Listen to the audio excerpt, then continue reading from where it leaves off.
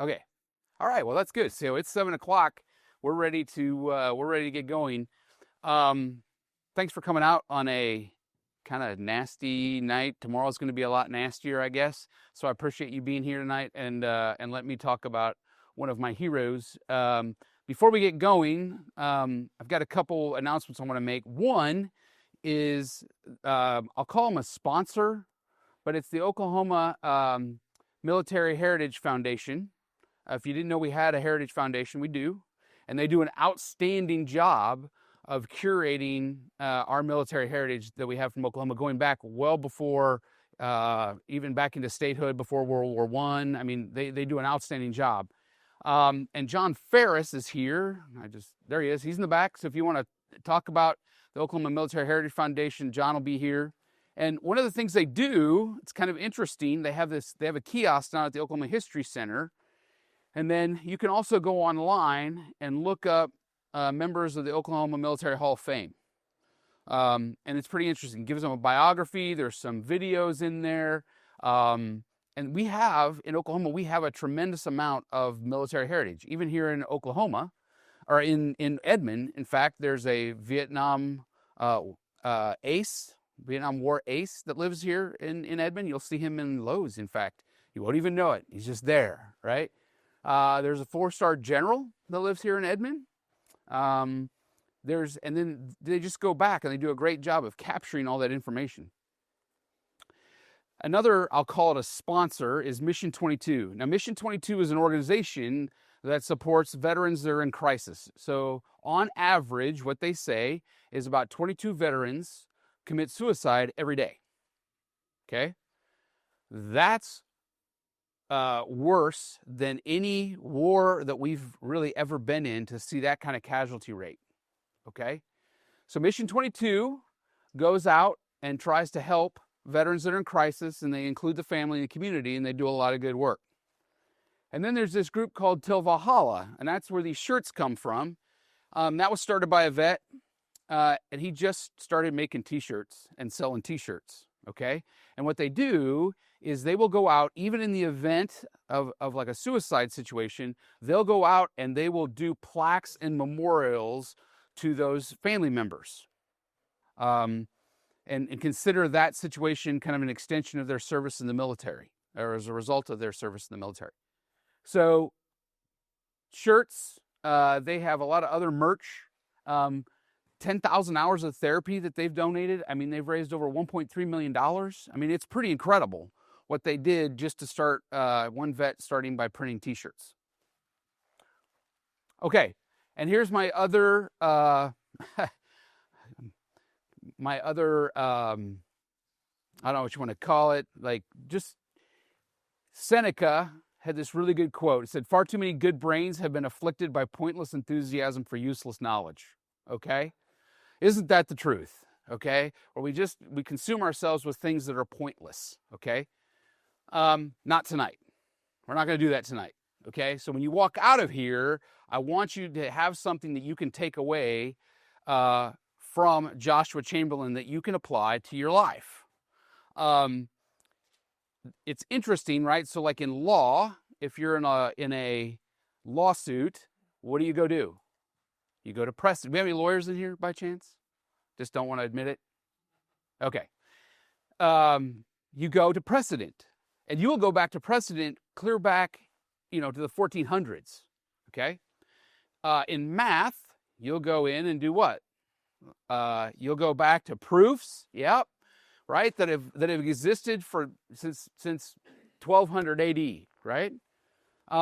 We don't do that with history for some odd known reason. I don't know. So when we talk about current events and we try to understand current events, oftentimes you'll hear things that'll say like, this is the worst it's ever been. Okay? So my encouragement is, hey, this isn't useless knowledge tonight. This is something that you need to be able to take away and use in your everyday life going forward. Now, who's that guy? Captain America, right? Speaking of somewhat, maybe you could call that useless knowledge. I don't know. Right? But everybody in here generally knows who Captain America is, right? In fact, this week, there's another Captain America movie coming out. I got head nods from the crowd.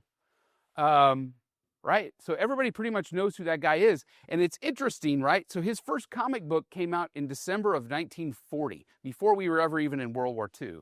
And you can kind of see what the propaganda or what the authors are trying to point out there, right? Like he's going to go in there, right, and give a good old right cross to Hail Hitler, right? So he's gonna go right there. That comic book sold for $3.1 million in 2022. So that means something to somebody, okay? And that publication ran for over 80 years. And then you get to the current stretch of Captain America in the movies. The first one came out, it had a production budget of about $140 million. They made 370. So what did that signal to them? Hey, we need to do another one, okay? They did another one, a little bit more expensive, $170 million, but they cleared $7.75 million on a movie. So I don't know, all of you economics, we have a former CFO in here. You'll take that return on investment every day, right? Captain America Civil War comes out, $250 million budget, and they clear 1.2 billion, okay? So they got about a 400% return on investment for those three movies, right? So whatever, Captain America resonates with people. In fact, my boss had a kid, 7 years old. You hand him a pen, right, on a whiteboard. Oh, I'm breaking the rules. Sorry. You hand him a pen to write on the whiteboard, and you say, hey, draw me Captain America. He did a pretty good job. Overall, when you include everything that Captain America was in, $7.8 billion. So he resonates with people. There's something about him, there's something about that character that resonates with people. And when you ask people, if you go online, you go, hey, why does Captain America matter, right? Well, these are the things that people like, right? He's an underdog. He has this wimp to warrior sort of story. We like that. He's selfless. He's loyal. He has principles over his interests. His principles matter more to him than his interests do. We'll talk about that. He's courageous. He has convictions over emotions. Perseverance, his famous quote, right, is I can do this all day, right? Okay? That's perseverance. And then he has this idea that he's a leader that you would want to follow, okay? And those resonate with people. But I'm telling you tonight, my thesis statement is that Joshua Chamberlain is the real Captain America, okay? And then tonight you guys can vote, right? You can decide if I made the case that that Joshua Chamberlain is the real Captain America. Okay, so Joshua Chamberlain, he's born in September 8th of 1828 in Brewer, Maine, okay? Had a speech impediment as a kid. His dad, kind of up there in the upper right, tough. Their stories, I mean, he was tough. Now, let's remember, it's Maine in 1828. I think everybody would be tough, okay? He's the oldest of 5 siblings. So Joshua was born in 1828, followed by Horace, then Sarah, John, and then the youngest is Thomas. He's got quite the history, family lineage of military service. So his paternal great-grandfather was in the French and Indian War. He was at the American Revolutionary War. There's some scrutiny around this, but they kind of come to the point where that family believes that he was at Yorktown for Cornwallis' surrender. His paternal grandfather, Joshua, was a militia colonel in 1812. His maternal grandfather, Charles Dupree, was in the American Revolutionary War, and his father served in 1839 in the Aroostook War. And what that was is where Maine and Canada had to kind of have it out over where the border was being drawn in 1839. So he served there. His father wanted him to go to West Point. His mom, she wanted him to pursue a ministry as a career. And he didn't do either. Now, what's interesting about Joshua, he enters Bowdoin College in 1848. He spent 6 months before to pass the entrance exams learning ancient Greek and Latin on his own. Okay, now let's pause. This is Brewer, Maine in 1848. Think what it would have been like to try to eke out an existence in Maine in 1848. No running water, You're chopping wood or you're digging coal to stay warm. Food, hey, we're not just, like today we sit there and go, well, do I want Chick-fil-A or Cane's? Right? And they're on opposite corners. Back then, it would have been a completely different circumstance. So he teaches himself ancient Greek and Latin. He graduates Phi Beta Kappa in 1852, and he ends up getting multiple honors in Greek, French, chemistry, astronomy. And then he graduates, but he's not done. So what do you do if you graduate from college? You're not ready to be done learning? Hey, we'll go to the Bangor Theological Seminary in 1858 or 55, and he gets a bachelor's degree from them. Highly unusual that you would have gone to school for 4 years and then went back to school again. But he does. He ends up at the end knowing 9 languages. He is fluent in Greek. He's fluent in Latin, Spanish, German, French, Italian, Arabic, Hebrew, and Aramaic, right? So ancient Bible languages. Now, what's happening about this same time, and when we talk about the Civil War, you start seeing there's these little sort of fissures that start building in our country. And we'll start watching what he watches, okay? So in 1848, we have the end of the Mexican-American War. So he's watching that. And Frederick Douglass writes this treatise basically on the hypocrisy of American slavery, which came out in 1852. And then there's this border war, and you can't see it on there, it's below the line, but there's a border war in Kansas in 1855. So you have this idea of free states, slave states, and the politics associated with them are starting to generate friction and grind against one another. And he's witnessing all this from Brunswick and Brewer, Maine. Now, while he's there, he meets Calvin Stowe.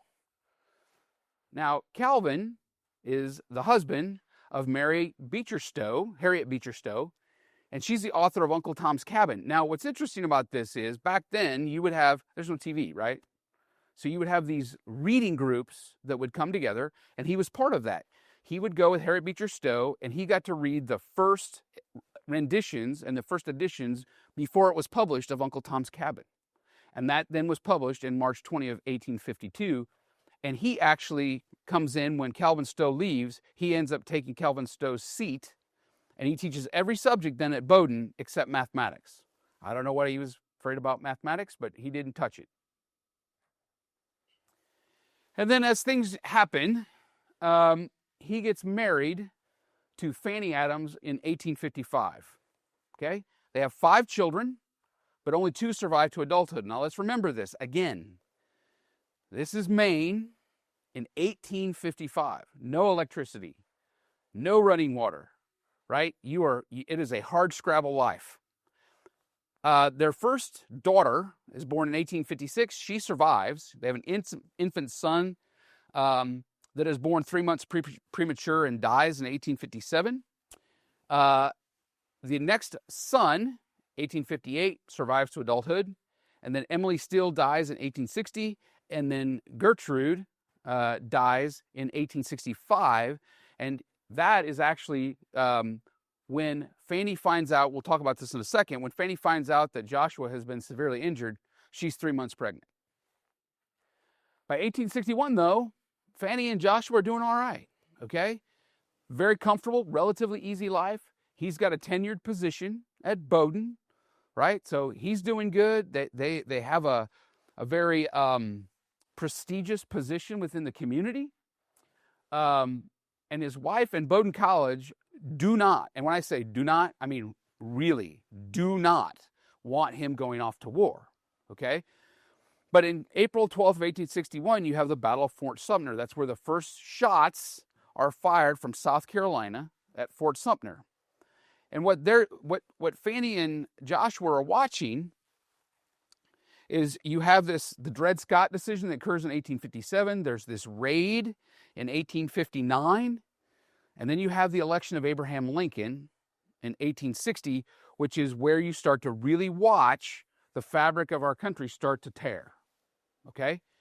Now, at the same time then, Horace, his brother, dies on December 7th of 1861 at 27. And so he writes this to the governor.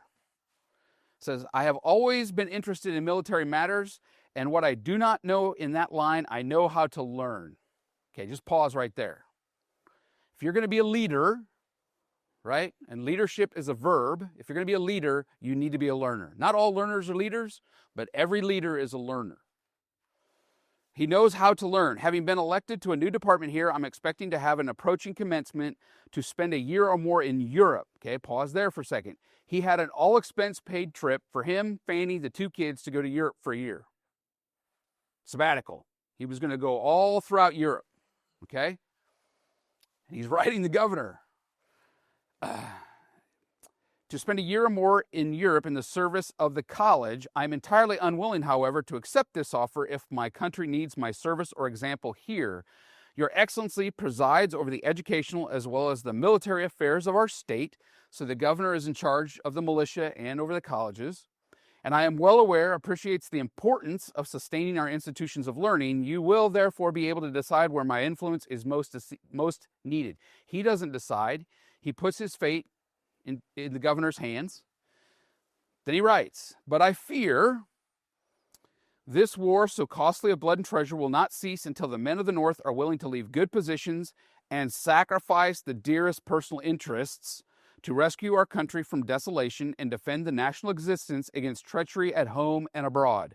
This war must be ended with a swift, strong hand, and every man ought to come forward and ask to be placed at his proper post. That was dated July 14th of 1862.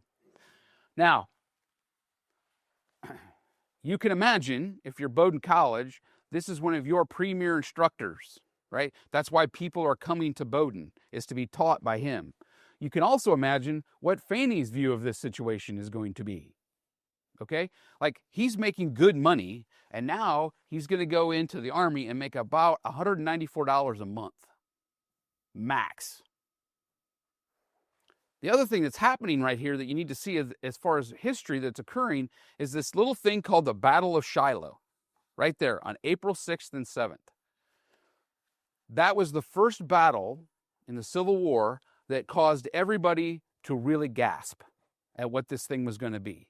You had Battle of Bull Run, there was some other stuff that was occurring, 25,000 casualties there. Like, it was a battle on an industrial level. Okay? And Joshua is watching that. He sees what's occurring. And so he steps forward. So, despite the fact that his employer and his wife are not interested in him joining the Army, he joins the Army. And he musters in on August 29th of 1862. Now, it's interesting.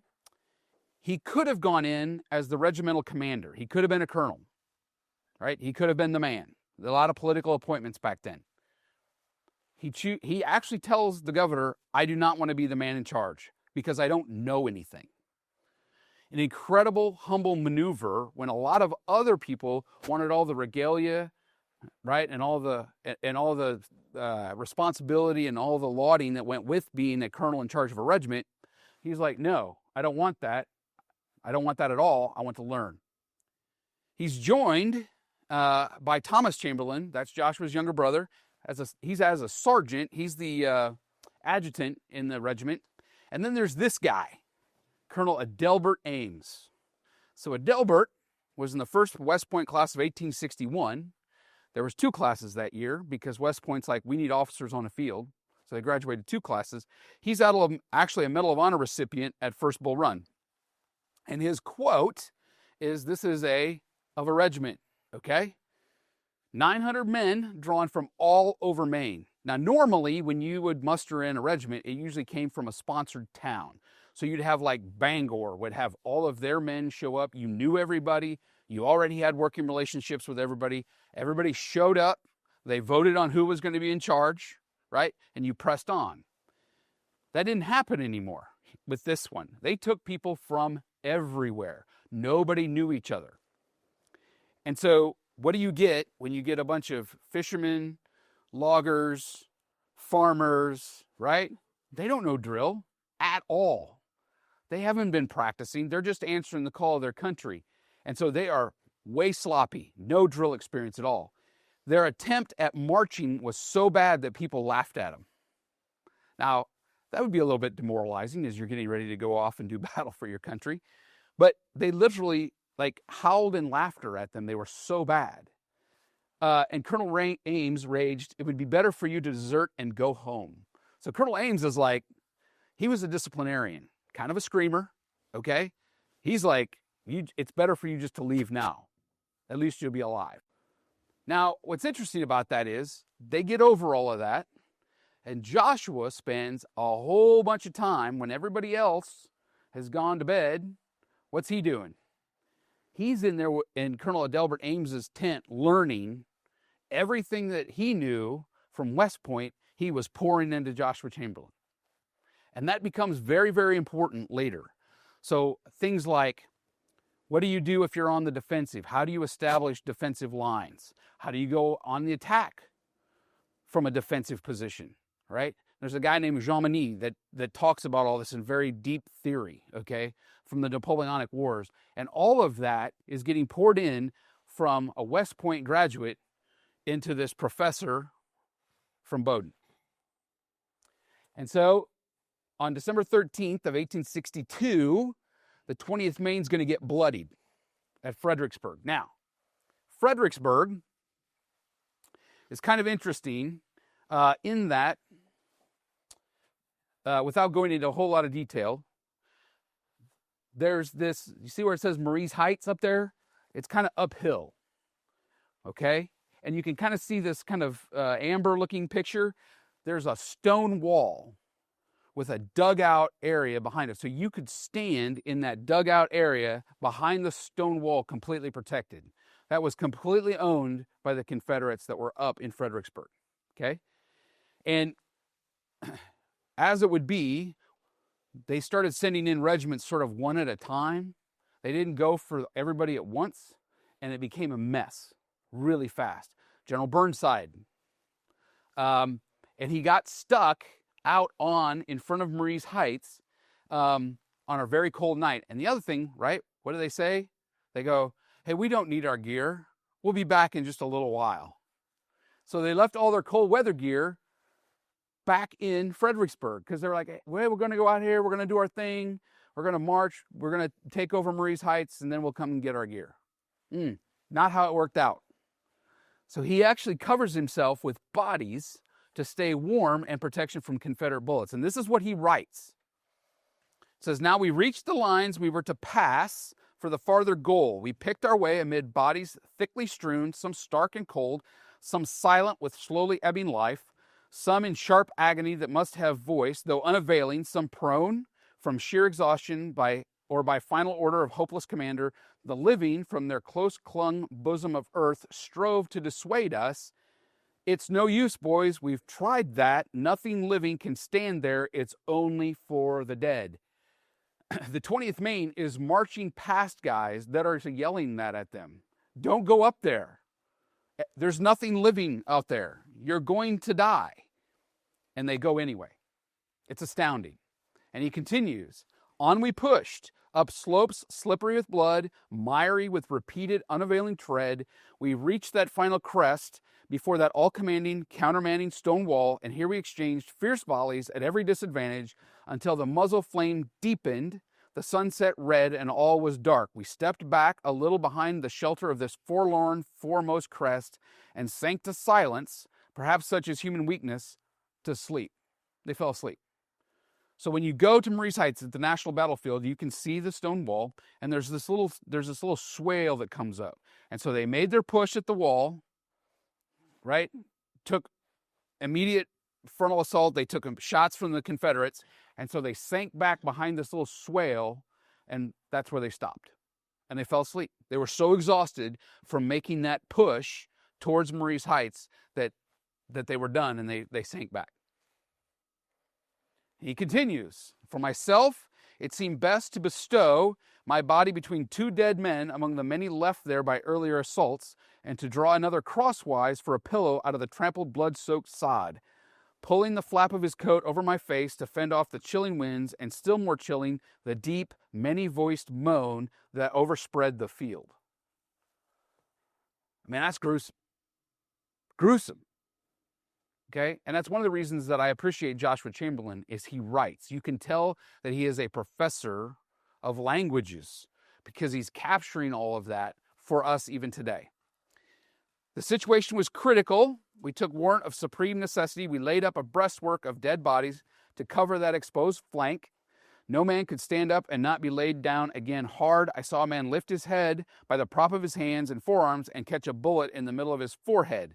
Such recklessness was forbidden. We lay there all the day long, hearing the dismal thud of the bullets in the dead flesh of our life-saving bulwarks. So the only thing worse than going up a hill and getting stopped, right, in the face of a overpowering enemy, is then trying to retreat off that same field.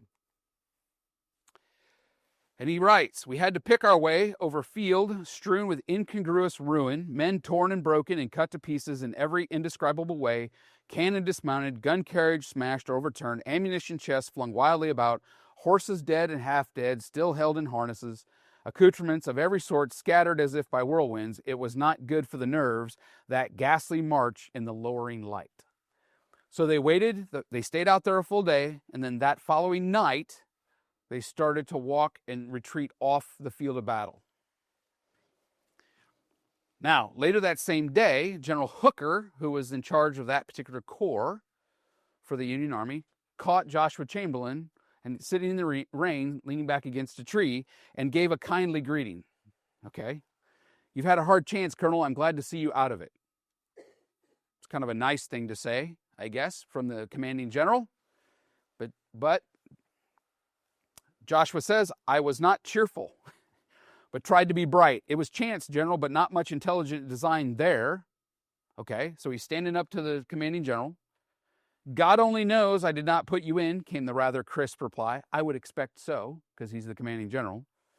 And that was the trouble, General. You should have put us in. We were handled in piecemeal on toasting forks. It was plain talk, and he did not reprove me.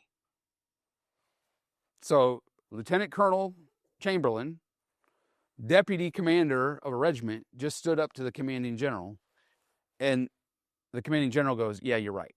He did not reprove me, and moved on. Now, again, I said, if you're going to be a leader, you need to be a learner. Well, how does Colonel Chamberlain know, right, that was the trouble, General? You should have put us in, because he's been spending his time with Adelbert Ames learning the whole time. So, from Chancellorsville to Gettysburg.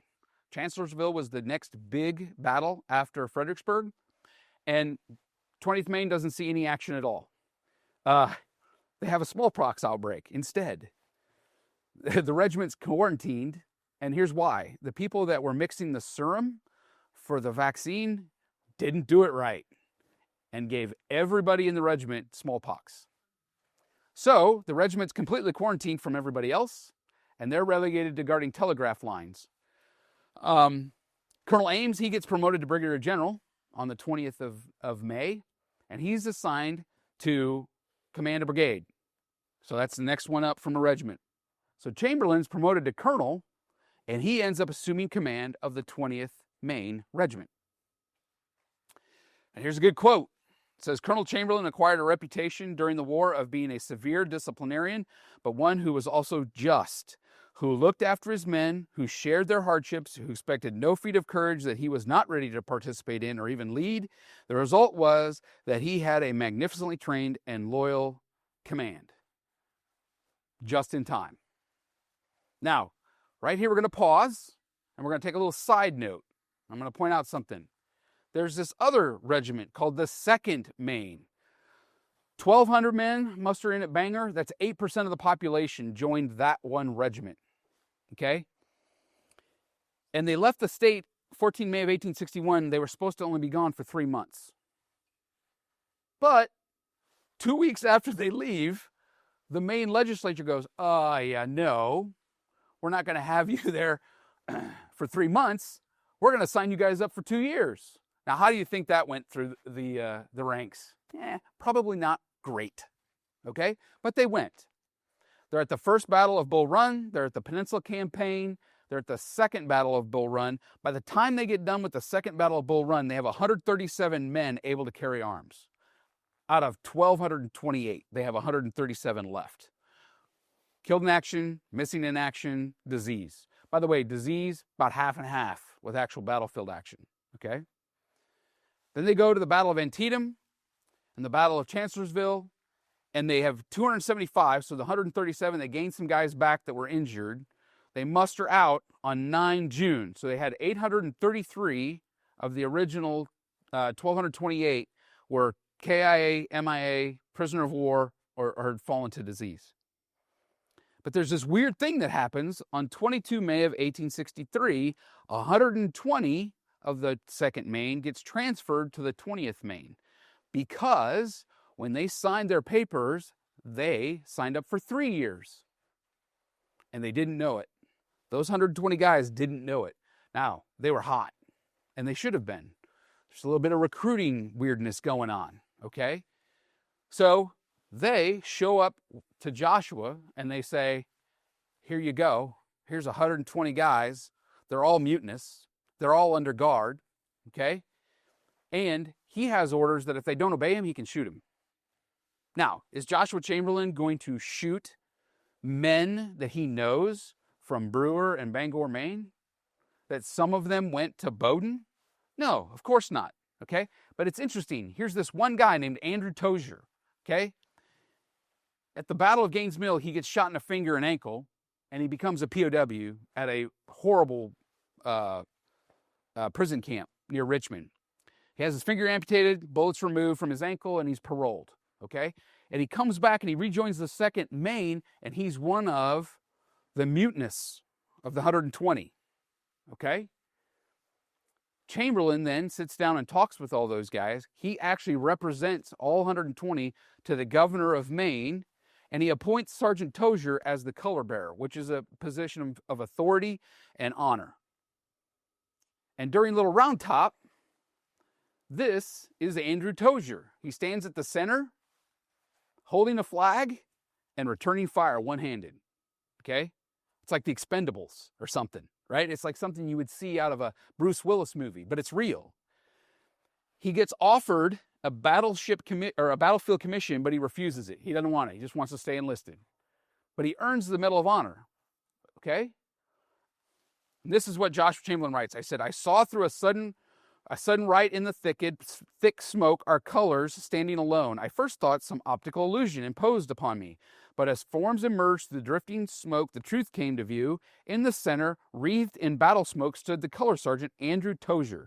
His color staff planted in the ground at his side, the upper part clasped in his elbow, so holding the flag upright with musket and cartridges seized from the fallen comrades at his side, he was defending his sacred trust in the manner of the songs of chivalry. So he wants to elevate Andrew Tozier, a mutinous staff sergeant. So in 1869, Andrew Tozier is convicted of robbery. He pleads guilty and is sentenced to 5 years. What you don't know is he actually served the rest of his tour. He was shot right behind his right eye. They removed some of the bullets. Most of the bullets stayed there. But he was pardoned by Governor Chamberlain before he ever entered prison, with the condition that Andrew Tozier and his wife move in with the Chamberlains in the governor's mansion of Maine. Now, stand by. Can you imagine that happening today? Like how far out Joshua Chamberlain extended himself politically, let alone criminally, to have Andrew Tozier and his wife ended up working for the Chamberlains. Tozier family actually welcomes the daughter during the time in the governor's estate, and turns that guy's life completely around, suffering from, as you can imagine, PTSD and everything else that would have gone on with the Civil War. And they found this $50 check written out to Sergeant Tozier, right, from Joshua Chamberlain. So he went out of his way, that's a picture of Joshua Chamberlain as the governor of Maine, went out of his way to take care of that guy that had been a part of his regiment, even though he was one of the hotheads that said, hey, I'm done serving. Okay, so let's get back to where we were. June of 1863, really hot summer in Pennsylvania, unusually hot. Heat indexes ranging anywhere from 95 to 118 degrees. These guys are wearing wool, by the way, because that's all they had. There's no dry fit, right? He actually succumbed to heat stroke on June 25th, but he refused to be carried along with the regiment in an ambulance. So he agreed to ride a horse. He mostly rode a horse. A lot of times he would just lead the horse along. From June 26th to July 2nd, the 20th Maine marched 122 miles. Now, remember here, like, there wasn't a left and a right boot. It was just a boot, okay? You had a sole that was cut out, and then they would strap leather around it, and that's what you had. And there was one size fits all. So if you've got a big dude that's size 11, that's going to hurt, right? And they're marching 23 miles with a full pack, right? So a 4 a.m. reveille, they get called, they march 23 miles that day. June 1st, 5 a.m. reveille, they march 26 miles through the night. Because what they know is that the Army of Northern Virginia has started to converge on Gettysburg. So they need to get there. Like, there's no second place. You got to get there. On July 2nd, the day they went into battle, they completed about a 15-mile march, and they arrive on the battlefield late in the afternoon. Now, this is going to need some explanation. This is Gettysburg up at the top. This is July 2nd.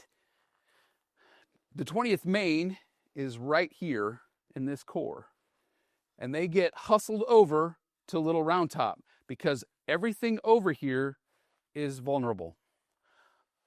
The tactic at the time was always to try to roll up the flank.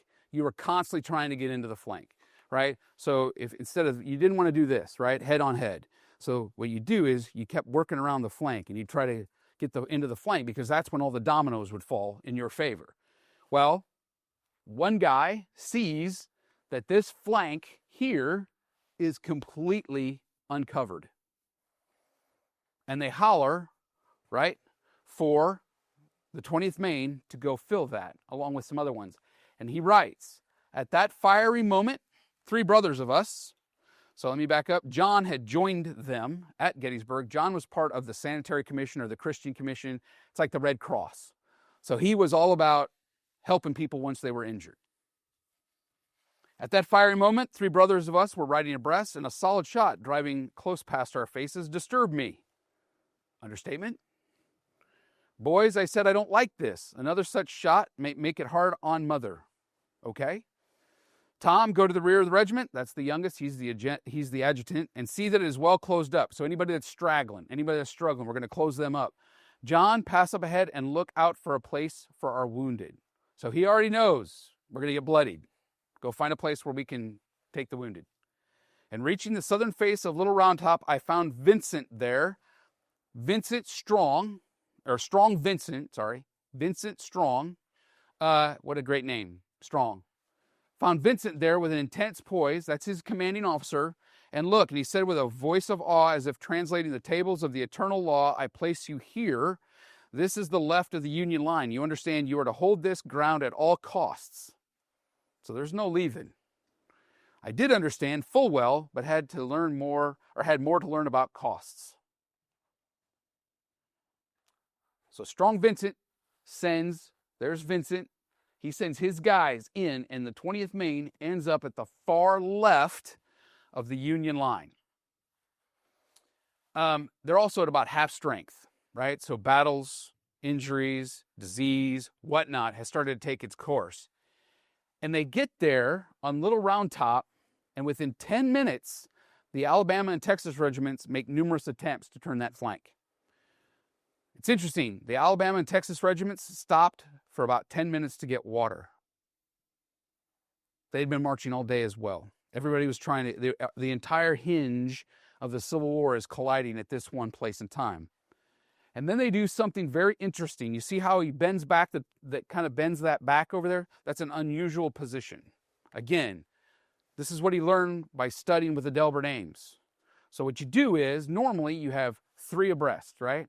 So you have a line, and then another line, and another line in depth. And if you're good, you can shoot about once every 20 seconds. So you shoot, reload, okay? So what would happen is the first ones would shoot, they'd go down. The second ones would shoot, they'd go down. The third one would shoot, right? So you're shooting through the lines.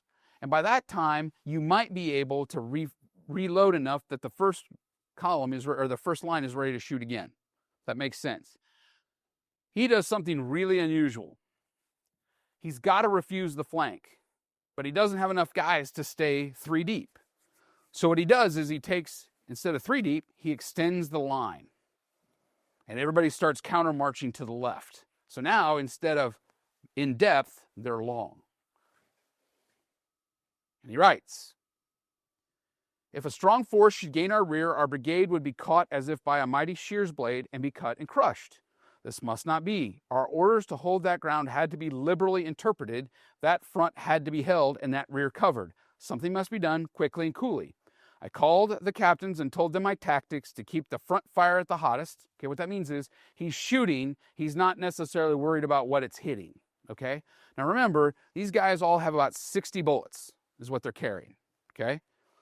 But he's trying to keep the 47th and the 15th Alabama down. Like they're at least taking shots at them. And I called the captains, told them my tactics, keep the front fire at the hottest without special regard to its need or immediate effect, and at the same time as they found opportunity to take side steps to the left, coming gradually into one rank, file closers and all. This was a difficult movement to execute under such fire, requiring coolness as well as heat. I shall never cease to admire and honor them for what they did in that desperate crisis. Who does he give the credit to? It's not him that he came up with this really creative way to refuse the flank, okay? He's giving credit to the guys that are actually performing the duty. And then he keeps writing. At this point, we've got a closure between the South and the North. The 20th Maine, the 47th Alabama are closing within 20 yards of one another. He writes, I saw around me more of the enemy than of my own men. Gaps opening, swallowing, closing again with sharp, convulsive energy, squads of stalwart men who had to cut their way through to us, disappearing as if translated. All around, strange mingled roar, shouts of defiance, rally and desperation, and underneath, murmured entreaty and stifled moans, gasping prayers, snatches of Sabbath song, whispers of loved names, things that cannot be told nor dreamed. So, the South and the North are colliding right here on Little Round Top. And they have gone up the hill. The South has gone up, fell back, gone up, fell back. It's gone on for about an hour and a half. They've expended nearly all of their ammunition. And he writes, now too our fire was slackening. Our last rounds of shot had been fired. What I had sent for could not get to us. Okay, so he's not getting any more ammunition. I saw the faces of my men, one after another, when they had fired their last cartridge, turn anxiously toward mine for a moment. Can you imagine? Looking like you're sitting there and your guys look up and go, hey, I'm out. And I'm like, yeah, I know. What that must have been like. Then square to the front again. To the front of them lay death, and to the rear what they would die to save. Okay, so what's interesting when you go to Gettysburg, and I've never been, by the way. It's on my bucket list. But it's interesting to hear some of where full trees were taken out just by the sheer amount, not by artillery, but by the sheer amount of volume of bullets being traded back and forth between the Alabama regiments and the 20th Maine. And so it comes down. We don't have any ammunition. We can't retreat or the whole thing folds, and Gettysburg ends up a completely different result. So what are you going to do? Well, if you've studied with Adelbert Ames, you do this. It says, brave, warm-hearted Lieutenant Melcher, the color company, whose captain and nearly half his men were down, came up and asked if he might take his company and go forward and pick up one or two of his men left wounded on the field and bring them in before the enemy got too near. With a glance, he understood, and I answered, yes, sir, in a moment. I'm about to order a charge. 5 minutes more, of such a defensive in the last roll call would sound for us. Desperate as the chances were, there was nothing left for it but to take the offensive. I stepped to the colors. The men turned toward me. One word was enough: bayonet. So a bayonet, it's about that long. It goes on the end of the rifle, and it's like a big knife. And it turns that muzzle loader, not a rifle, turns that into a stabbing mechanism, not a shooting one. Okay? And they take 200 men, that's all that's left, into a force of about 500. And they rotate at that little pivot point right up here. They rotate it down and push the 15th and 47th Alabama this way. And it works. It works. Because by that time, the 47th Alabama and the 15th Alabama were absolutely exhausted. They had been going uphill, attacking, fall back, attacking, fall back, attacking, fall back.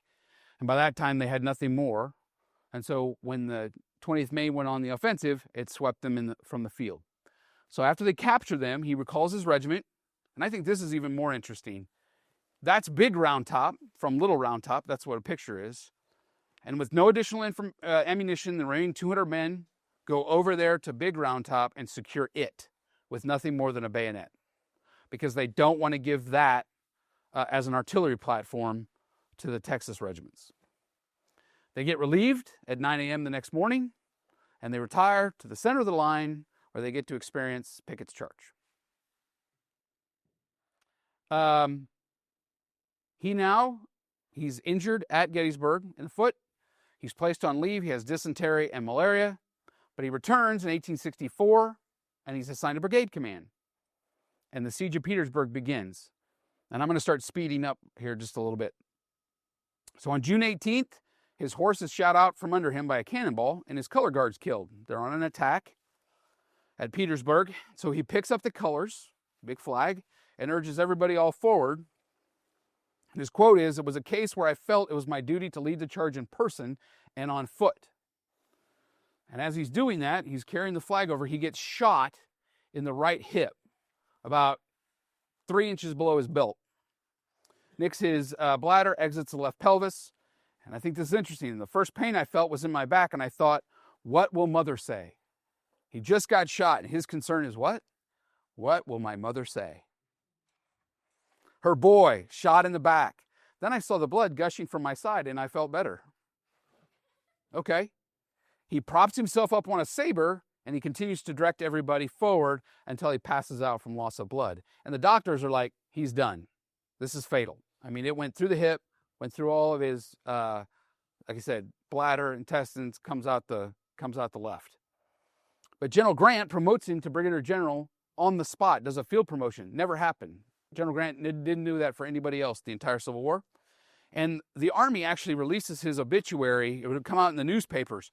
And so you didn't get a telegram, you didn't get a counselor, you didn't get people coming up to you and going, we want to extend our condolences. Everybody went down to the square at the town and looked at the newspaper, and if your name was on the list, that's how you found out.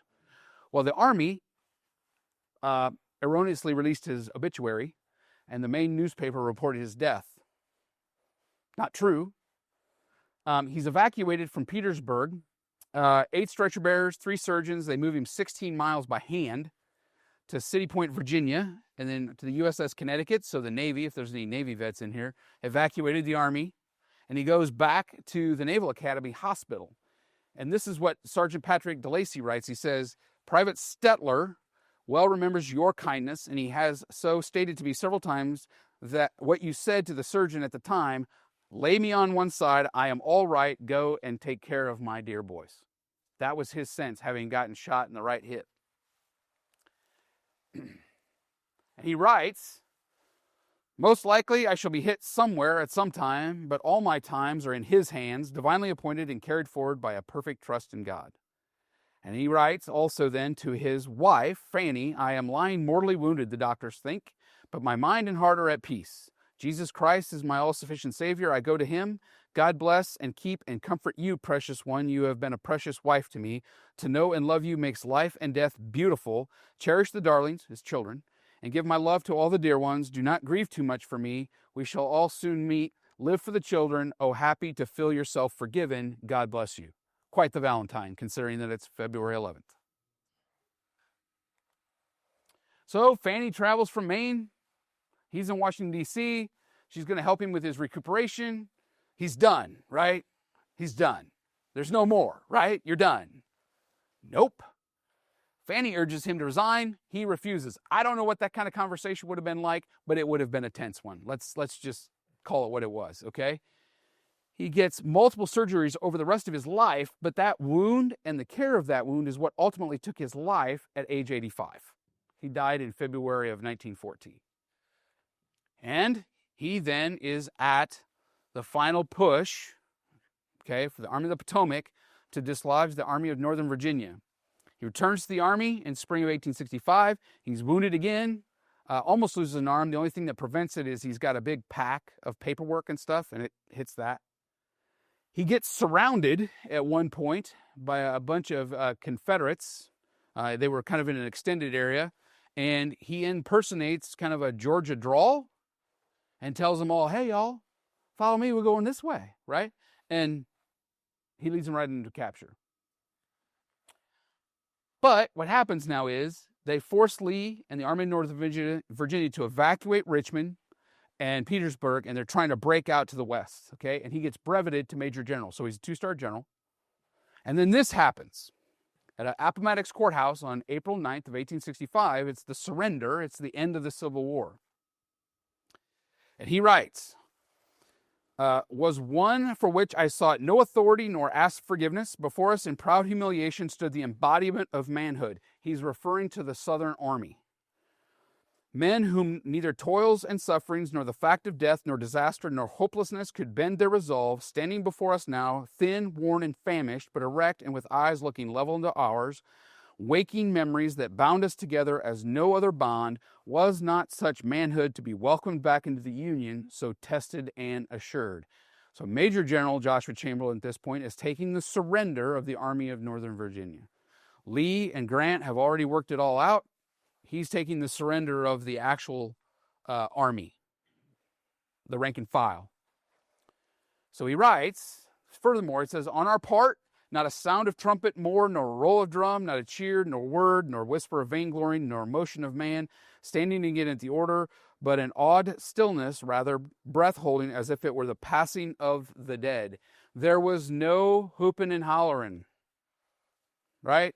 Like, think about some of the stuff that you see in sports contests or the rubbing it in. None of it. He brought everybody to attention and took the surrender of the Army of Northern Virginia in the most respectful way that he could, because he knew that reconciliation had to start right there. General Gordon, who is on the black horse there to the left, called Chamberlain one of the knightliest soldiers of the Union Army. That was a compliment coming from a Confederate general. So here's the aftermath, right? He fought in 20 battles and numerous other skirmishes, encounters. He's cited for bravery 4 times. He has 6 horses shot out from under him. He's wounded in action 6 times. He's gravely ill from disease twice. He's offered a position in the post-war regular army, but he declines it. He goes back home finally. But he ends up supporting veteran causes for the rest of his life, like Andrew Tozier.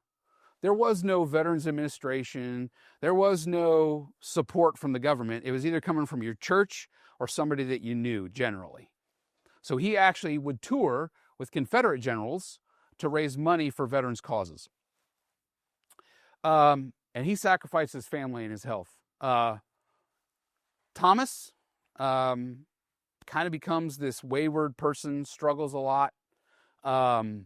John passes away from disease. That was the guy that was in the sanitary commission, right? They didn't know anything about typhoid and tuberculosis and, hey, we need to wash our hands after we get a bunch of blood all over them, and how do we keep people clean and infection. They didn't know any of that. So he paid with his life for that. And Joshua struggled with his wound. Fanny struggled. She had a lot of issues that came, and you can imagine, right? We talk about PTSD today. They didn't talk about that much back then. But here's the prologue. We were fighting for our country with all that this involves, not only for the defense of its institutions, but for the realization of its vital principles and declared ideals. It's not what we were or what we are, it's our ideals. We're shooting for something higher. The crisis marked not merely an incident of time, but a momentum of force in the nation's life. The fight to preserve it from destruction has a historical, if not moral value, which should not be lost sight of. I am not in sympathy with any movement or proposition which would deny, obscure, or ignore that fact. We're fighting for who we could be, who we can be, not who we are. We're fighting to establish something that's greater than that. It's an ideal. And he keeps writing, fighting and destruction are terrible, but are sometimes agencies of heavenly rather than hellish powers. In the privations and sufferings endured well, as in the strenuous actions of battle, some of the highest qualities of manhood are called forth. Courage, self-command, sacrifice of self for the sake of something held higher, wherein we take it chivalry finds its value, and on another side, fortitude, patience, warmth of comradeship, and in the darkest hours, tenderness of caring for the wounded and stricken, as that of gentlest womanhood, which allies us to the highest personality. What we had lost and what we had won had passed into the nation's peace, our service into her mastery, our worth into her well-being, our life into her life.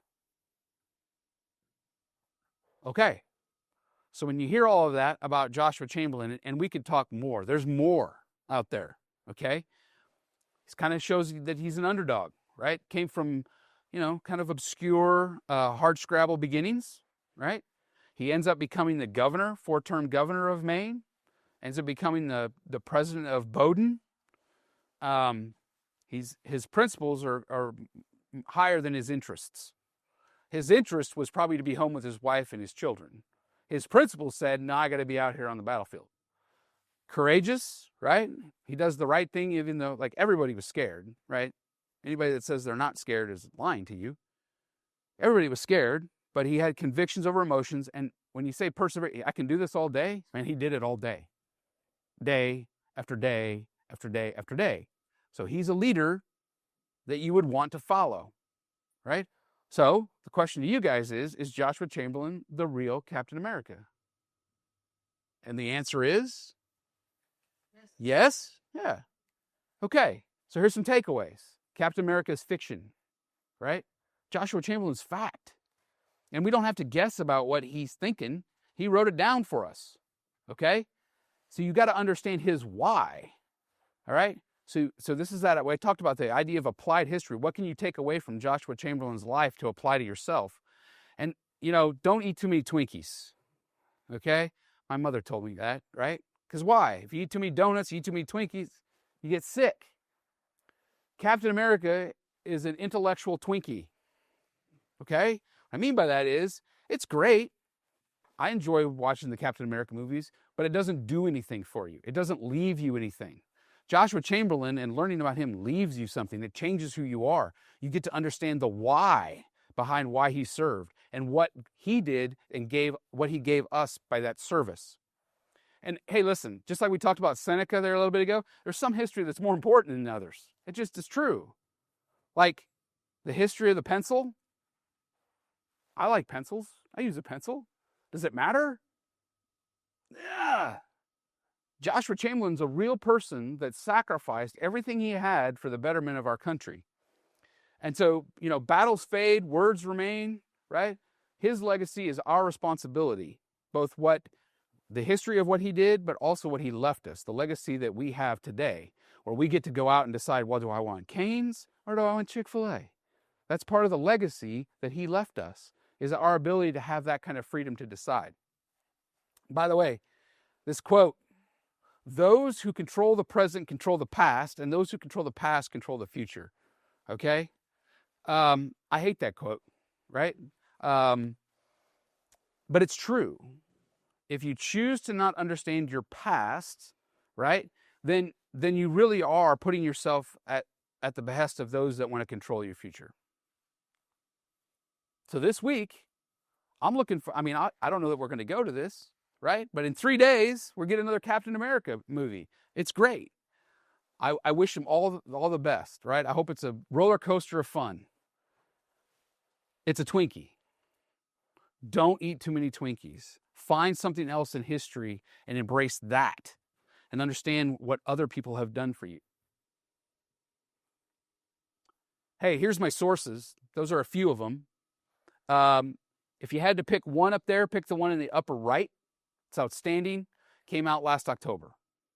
The one in the middle, lower middle, that's from 1957, right? So we get a pretty good range of scholarly action on this. And then on March 4th, we're going to be right back in here, and we're going to talk about a guy named Mitsuo Fuchida.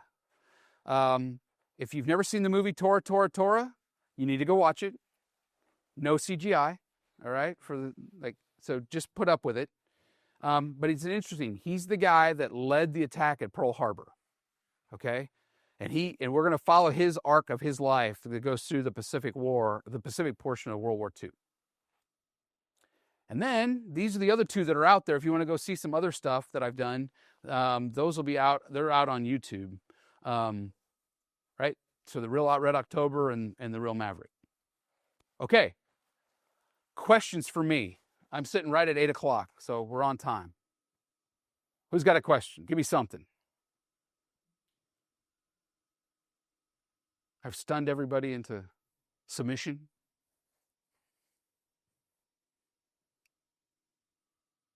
Matt, come on. How about his age? How old was he? When he was wounded? Or During war, yeah. About 30. Now you're making me do public math, Mark. But I would say probably 30 to 33. If I did math, yeah. So he was actually, when he exited the military, he was maybe... I think he would have been probably, yeah. I would say probably, I got to do math now, but say 35, 18. So that's another... No, he's probably older than that. I'm doing... Yeah, oh yeah. He dies at 85. Suffer. Yes. Through PTSD. Yep. And physical trauma. But he's also, you say he became president? Governor of Maine. President of the college after that, yep. Yes. 4-term governor. After he came home, that's how he pardoned Andrew Tozier, and then became the president of Bowdoin College. And what's really interesting about him is, so the wound that he had, normally when you think about wounds for the Civil War, you think about amputations, and it's only about 10 to 15% of the people that were wounded in the Civil War actually had like a very obvious physical wound. There'd be some, where a guy would lost some fingers but like having a leg removed or something like that. Probably 15%, maybe a little bit more than that. And so he actually suffered from incontinence, infections, like he was, and you didn't talk about that stuff back then, right, at all. But he suffered nearly in constant pain from that wound for the rest of his life. That was still super high visibility. Yes. Mm-hmm. It's interesting. He was also in charge of the Maine militia at one point. The Republicans and the Democrats couldn't figure out how to count votes. Does that sound familiar? Right? So they really are in Maine, are having this dust up between the Republicans and the Democrats over how to count votes.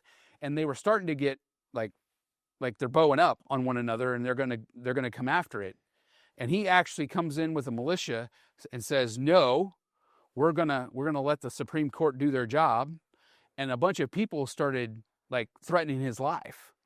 And he said, I've seen better men than you. I'll be right here. And the whole thing just dissipates. So I'm like, wow. With all of the wounds and everything that he had. No, probably not. Not for silliness, right? But then again, you see him with Andrew Tozier, right? And really throwing in with a guy that was on one path and immediately turns into a different path. So. Wait, why do you think the man in charge were from a military person? So it's interesting. The guy's name is Henri Jomani, right? He's French. Go figure. He writes specifically that after you've been on the defensive for so long, and keep getting attacks, there's a time to assume the offensive, because those guys were exhausted. Right? They had no water. Remember I said they didn't, the water guys that were bearing water up to the 15th and 47th Alabama never made it. So they'd been on the road marching all day. And then they're told to attack up this hill, because it's a pretty good incline to go up Little Round Top. And so eventually, I think probably the Chamberlain saw the situation, go, hey, they got to be tired, and we're not retreating. So we really have no choice. If we all die in this charge, so be it. But we're going down this hill, and we're gonna sweep them off the field.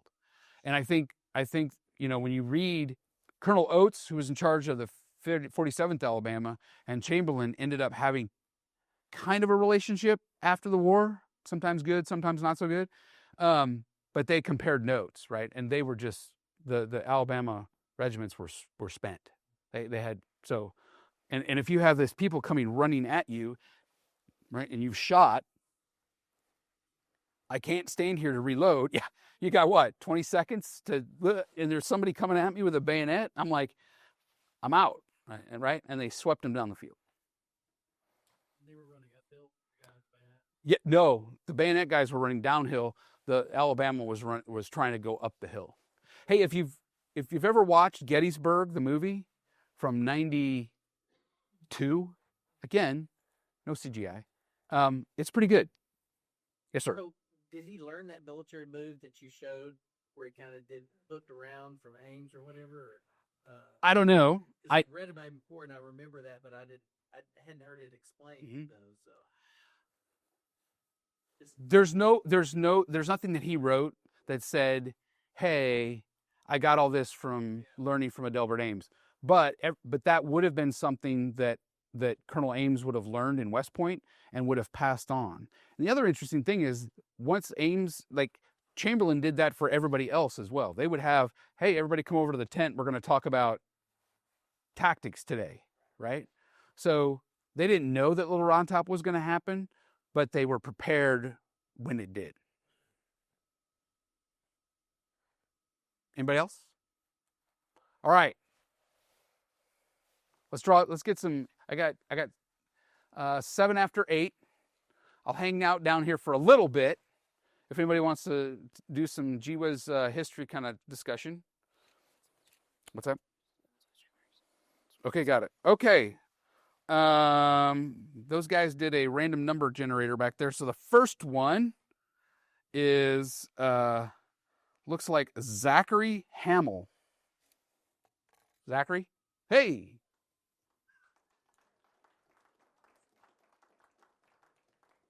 There you go. Oh, that's funny. The next one is Jay Headley. Pretty good.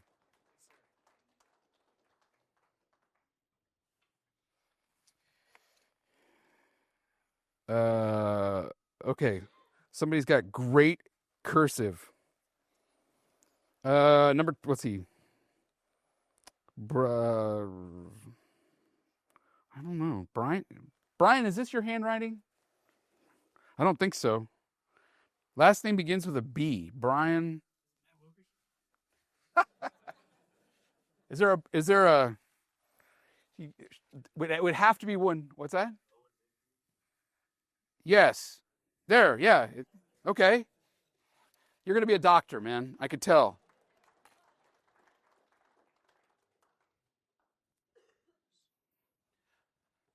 Perfect. Again, I'll hang out here for just a little bit if somebody wants to talk Civil War stuff. Thank you for giving me the opportunity to talk Joshua Chamberlain, talk a little history. Appreciate you coming tonight. And everybody be safe driving home and embrace for tomorrow's weather, I guess. So thank you.